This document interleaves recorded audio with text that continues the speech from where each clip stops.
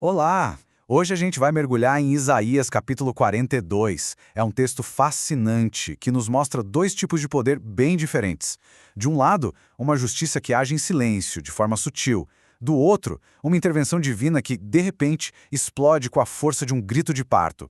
Vamos tentar entender como esses dois extremos se conectam. A reflexão já começa com essa pergunta que é bem instigante, né?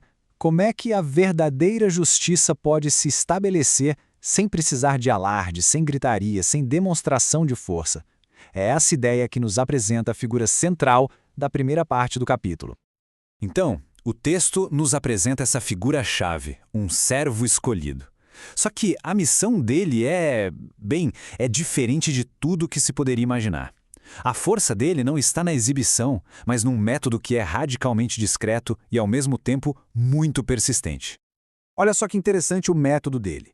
Nada de discursos inflamados, nada de autopromoção. A justiça que essa figura traz não precisa de marketing, sabe? Ela se firma por uma presença constante, mas longe dos holofotes. Essa comparação aqui deixa a diferença claríssima. Enquanto um líder comum usa força, esmagando o que já está frágil, esse servo age com uma delicadeza poderosa. Ele protege justamente o que é vulnerável, a cana trilhada, o pavio que fumega. A justiça dele é para restaurar, não para destruir. Isso sugere que a verdadeira força não é aniquilar a oposição, mas se nutrir o que ainda resta de esperança. Certo, mas quem está por trás desse servo com uma missão tão incomum? Agora, o texto muda o foco. A gente sai de quem foi enviado para aquele que envia, revelando a autoridade máxima por trás de tudo. E a fonte desse poder é ninguém menos que o próprio Criador. Aquele que fala aqui se apresenta com credenciais, digamos, cósmicas. Não é só uma divindade qualquer, é a força que criou tudo, os céus, a terra, e que dá o fôlego da vida para todo mundo. Isso já coloca a missão do servo em outra perspectiva. Não é um projetinho pequeno, é algo fundamental para a própria existência. E essa comissão divina vem bem detalhada. Dá uma olhada nos passos desse plano. Um chamado justo, uma promessa de sustento e proteção constantes, um propósito duplo, ser aliança e luz, e uma ação bem clara, libertação. É a promessa de um apoio total para uma tarefa gigantesca. É por isso que o servo pode agir com essa confiança silenciosa. E aqui vem o ponto-chave, a exclusividade. O poder por trás dessa missão não se divide. A glória, o mérito por essa obra, pertence só a ele. Isso é uma garantia de que a missão não vai ser corrompida nem usada por outros interesses. E bem quando a gente se acostuma com essa ideia de uma missão silenciosa, o texto dá uma virada de 180 graus. O silêncio está prestes a ser quebrado. E como a gente vai ver, não vai ser de forma sutil, não. O que anuncia essa mudança é um chamado para que toda a terra cante um cântico novo, dos mares aos desertos, dos picos das montanhas. É um convite global para todo mundo se preparar, porque a quietude vai dar lugar a uma intervenção divina bem barulhenta. Aqui está a confissão do próprio Deus. Houve um longo período de autocontrole, de um silêncio que foi uma escolha. Essa frase cria uma tensão enorme, preparando a gente para o que vem a seguir. O que será que acontece quando uma força dessas para de se segurar? E aí está a explosão. A metáfora é uau, visceral, muito poderosa. O fim do silêncio não é um sussurro, é um grito de parto.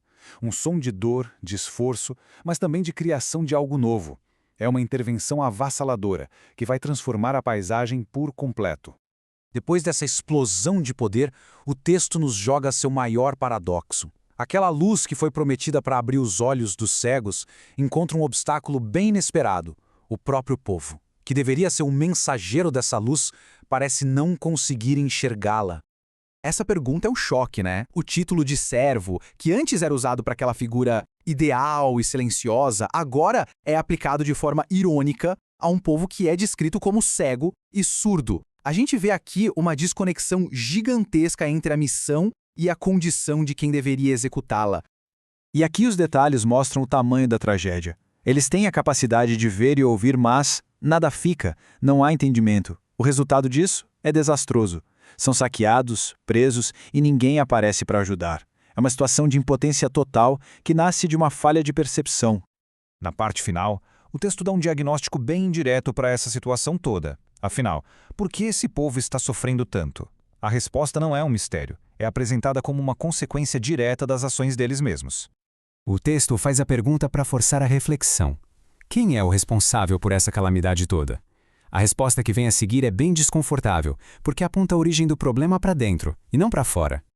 A lógica aqui é bem clara, é de causa e efeito. O texto faz uma ligação direta. A desobediência, o afastamento da lei, resultou na ira e na guerra. O sofrimento não é aleatório, ele é apresentado como o resultado de ações bem específicas. E aqui talvez esteja a frase mais triste do capítulo inteiro. Mesmo com o fogo ao redor, quando as consequências são óbvias e dolorosas, eles ainda não entendem. A lição não está sendo aprendida. A cegueira continua, mesmo no meio do caos. E a gente termina não com uma resposta, mas com a pergunta que o próprio texto deixa no ar. Depois de tudo isso, do servo ideal, na intervenção divina violenta, do diagnóstico da cegueira, a questão permanece. Quem vai ouvir? Quem vai de fato prestar atenção e finalmente entender? Isaías 42 nos deixa com esse desafio, essa tensão entre a justiça silenciosa e a necessidade de uma intervenção barulhenta. Um enigma que, vamos combinar, continua a ecoar.